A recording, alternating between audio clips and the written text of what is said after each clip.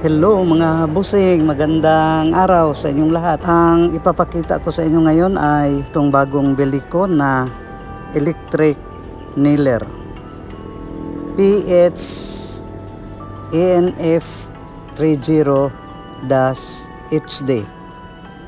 1800 watts ito. Powerhouse belt touch. And then may nakalagay works without air compressor. Siyempre electric nga eh. So buksan natin ito at ipapakita kung anong laman ang electric nailer na ito. Ito yung kanyang manual at ang warranty form. Kailangan i-fill in ang iyong data sa blanco nito. Ito yung kanyang manual.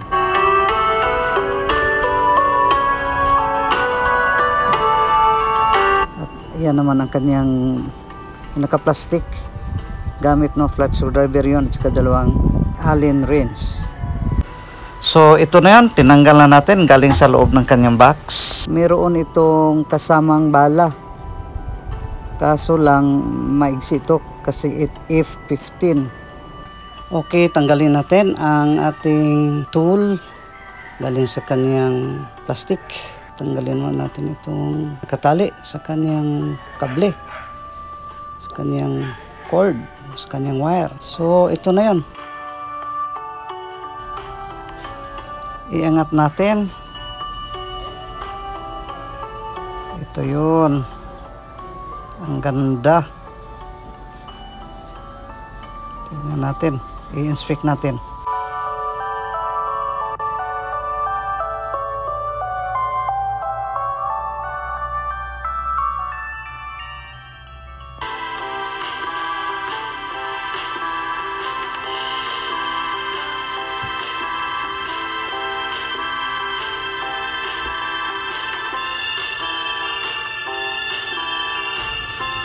Dito naman lalabas ang kanyang pako.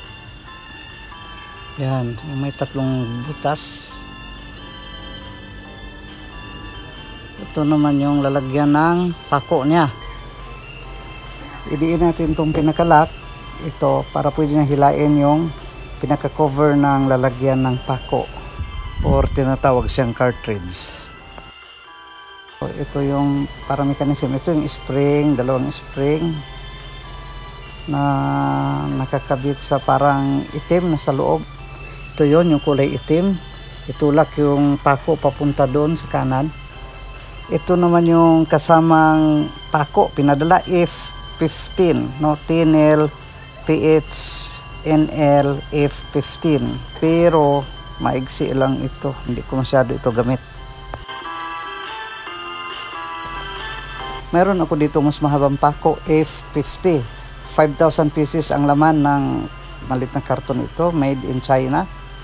Ito medyo mas mahaba talaga. Tingnan nga natin. Tandahan lang pagkuha, baka maputol din. Pwede rin naman kung naputol, idugtong na naman, pero bakit hayaan pa natin maputol. Ito yung kanyang pinakaulo sa pako, no? Pinakaulo. Yan. Mahaba nga lang masyado kasi F50. I-compare natin sa yung giveaway nila na pako F15. Tingnan natin. F15. Ayan. Pero masyado namang maigsi kung i-compare natin sa F50.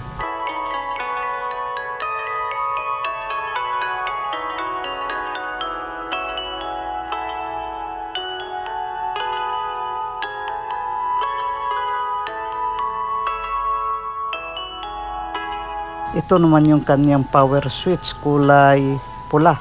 1 is on, 0 is off. Ito yung kanyang safety pin. Yan. Safety pin. Idiin yan para ma-press on natin ang kanyang switch. Yan. Kung hindi mo yan idiin, ayan o, hindi mo ma-press on.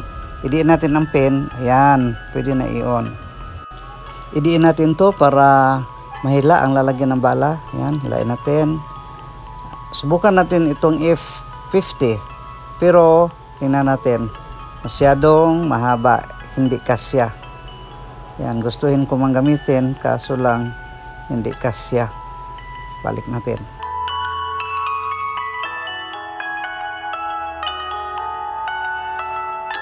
Bakit hindi kasi ang F50? Dahil ang electric nailer na ito ay PH ENF30 HD. Meaning, pang F30 lang talaga yung pinakamahaba. Yung itong sa China, F50. So, masyadong mahaba.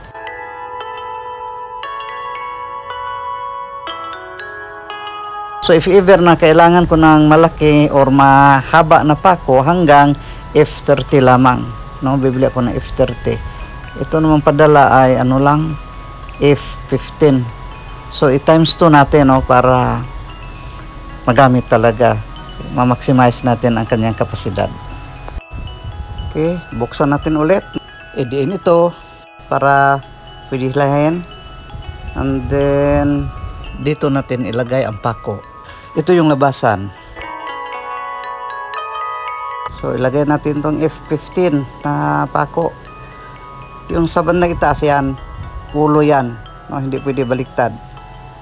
Tapos, itulak natin ang kanyang pinaka-cover. Tulak lang, no? Atin ang isaksak sa 220 volts na outlet.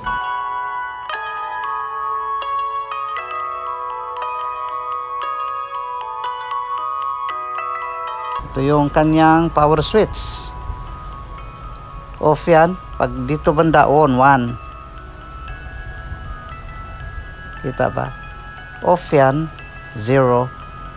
Yan ang on. Ito naman yung kanyang pressure adjustment. Number 6, pinakamalakas yun. 5, 4, 3, 2, 1. Habang bumaba ang number, medyo pahina ang pressure. So, ang gagamitin ko dapat ay number 6. Pero subukan muna natin ang number 5 na pressure. Plywood ang gagamitin natin. Wow, ang bilis. Ito yung kanyang ulo. No need na ang martilyo, no need ang hammer. Ito yung kanyang dulo na tumagos. Kaya ang galing. Pwede ito pamako ng plywood. Subukan natin itong dalawang kahoy kung tatalab din ito.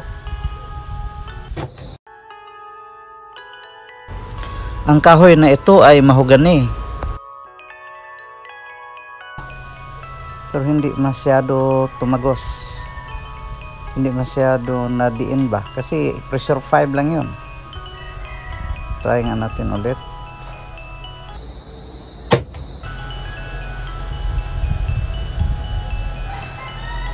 Kita ba ito yung ulo?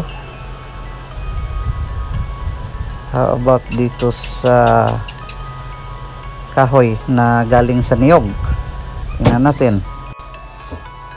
Tumagos din.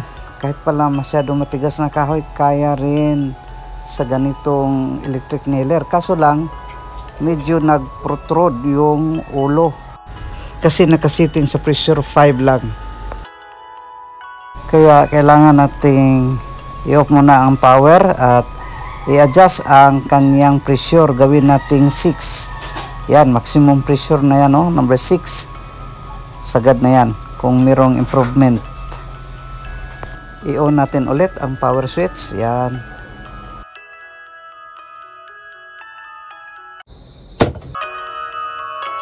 Tingnan natin ito. Kaya ba? Hindi na masyado nakausli ang ulo, no? Talagang nadiin ng husto dahil mas malakas ang pressure. Number 6. Ang galing. Yehey! Subukan natin itong kahoy na mahogani using pressure number 6. Maximum. Wow, ang galing talaga. Lapat na lapat yung ulo. Mas malambot ang mahogani ikumpara sa niyog. Thank you so much. Salamat. Magamit ko talaga ito. Pagkatapos gamitin, dapat naka-power off. Naka-on man yan, so i-zero. Then, bunutin natin sa convenience outlet. Ngayon, if ever na barado, halimbawa, naka-jam, tanggalin natin ito gamit ang Allen wrench or Allen wrench key. Kasi dyan lang natin makikita yung naka-jam. Pero bago yan, kailangan tanggalin natin i-release natin ang cartridge, kunin natin ang mga pako. Dahil kung hindi nyo ginawa yan, tapos tinanggal mo na yung dalawang screw using Allen key or Allen wrench, magsitalsikan yung pako. Delikado, lalo na may mga bata na malapit sa'yo. So ito yung dalawang screws na kailangan tanggalin natin using Allen wrench or Allen key para matanggal yung bara. So ito na, tatanggalin na natin tong dalawang screws using Allen key or Allen wrench.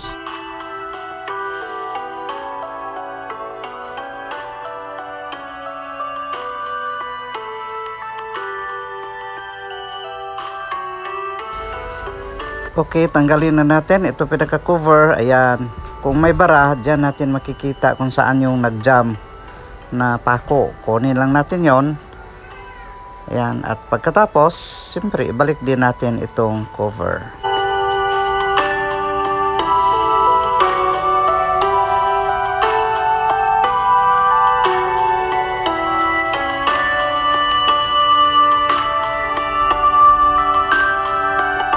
Mga busing, maraming salamat talaga sa iyong pagpahiram ng 12 minutes for watching this video.